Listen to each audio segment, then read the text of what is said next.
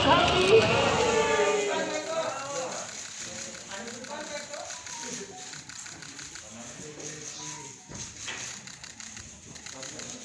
tangannya batal. Hadapin sini, Pak.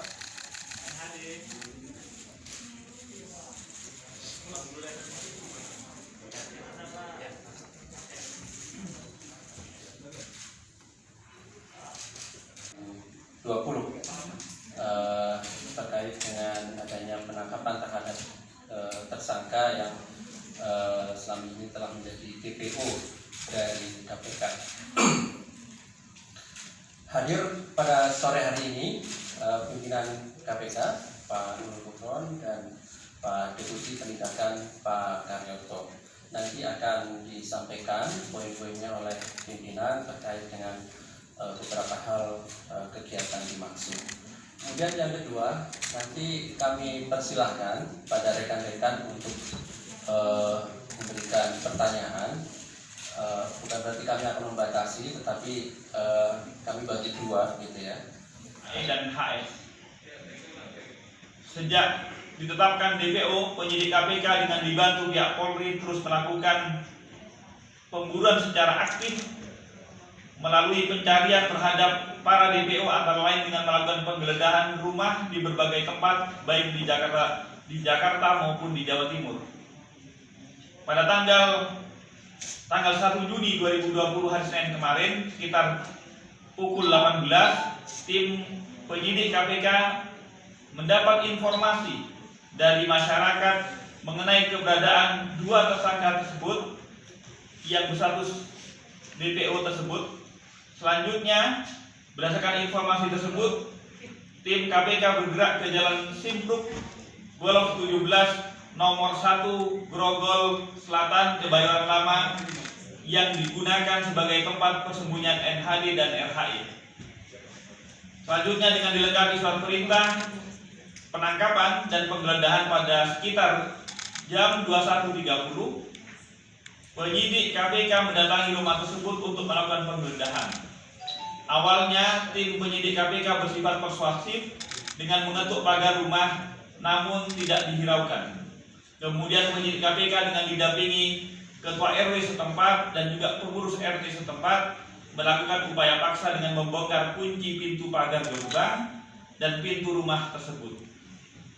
Setelah penyidik KPK berhasil masuk ke dalam rumah, di salah satu kamar ditemukan tersangka NHD dan di kamar lainnya ditemukan tersangka RHI, dan langsung dilakukan penangkapan terhadap keduanya. Selanjutnya, terhadap kedua tersangka tersebut dibawa ke kantor KPK pada malam itu juga untuk dilakukan pemeriksaan lebih lanjut demi kepentingan penyidikan. Konstruksi perkaranya adalah perkara ini merupakan pengembangan operasi tangkap tangan pada tanggal 20 April 2016 di Jakarta, di mana KPK sebelumnya telah menetapkan 4 tersangka, yaitu Dodi Arianto Supeno, Edi Nasution, Edi Sindoro, dan Lukas, dan perkaranya telah berkekuatan hukum tetap. Kedua tersangka tersebut diduga menerima hadiah atau janji terkait dengan pengurusan perkara perdata PT MIT melawan PT KBN Persero kurang lebih sebesar 14 miliar. Perkara perdata sengketa saham di PT MIT kurang lebih sebesar 3,31 miliar, dan gratifikasi terkait dengan perkara di pengadilan kurang lebih 12,9 miliar, sehingga akumulasi yang diduga diterima kurang lebih sebesar 46 miliar. Para tersangka disangka melanggar pasal NHD dan RHI, disangkakan melanggar pasal 12 huruf A atau 12 huruf B, subsidiar pasal 5 ayat 2, lebih subsidiar lagi pasal 11 dan atau pasal 12B Undang-Undang 31 tahun 99 sebagaimana telah diubah dengan Undang-Undang 20 tahun 2001 tentang pemberantasan tindak pidana korupsi Junto pasal 55 ayat 1 ke 1 KUHP.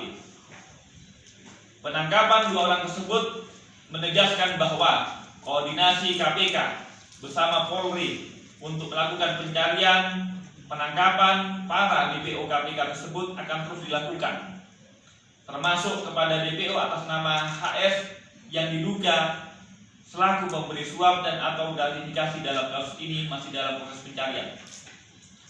KPK berterima kasih dan mengapresiasi kepada masyarakat yang telah memberikan informasi terkait keberadaan para DPO kepada KPK. Kepada tersangka HS dan seluruh tersangka KPK yang masih dalam status DPO, sampai saat ini kami ingatkan untuk segera menyerahkan diri kepada KPK.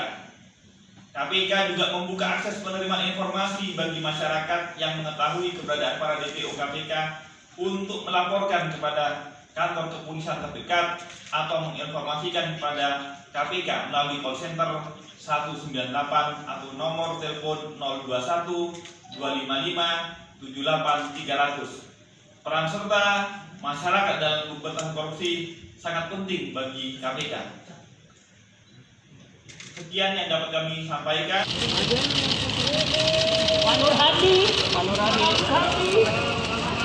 Pak, sedikit aja Pak. Jaga jarak. Pak, ngobrol sedikit Pak.